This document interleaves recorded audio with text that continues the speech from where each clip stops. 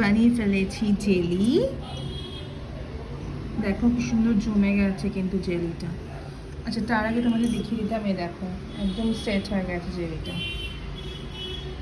এটাকে আমি slice slice করে কেটে নেব, তারপরে সেটাকে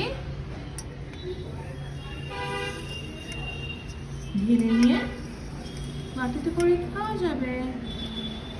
মিষ্টি নায়া যখন স্কুল থেকে আসবে লাঞ্চের পরে ওকে এটা বিকেলবেলা একটুখানি দেবো, মজা পেয়ে যাবে। তবে এই জেলিটা আমি রেডি টু ইউজের ওই প্যাক থেকে বানিয়েছি, ওয়েকফিল্ডের ওগুলো পাওয়া যায়, তোমরাও বানাতে পারো। এগুলোকে ফ্রুটসের সঙ্গে সার্ভ করা যায় বা এমনিও দেওয়া যায়, বাচ্চারা বেশ মজাই পায় খেতে এই সমস্ত। একটা পিস আমি একটু তুলে দেখবো কেমন সেট হয়েছে। এই দেখো জেলি।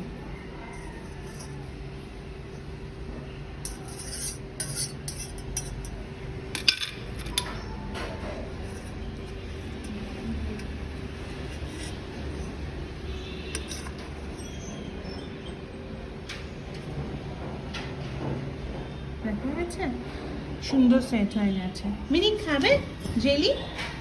তুমি কি খাবে না তোমার মাম্মা খাবে না রিয়া খাবে?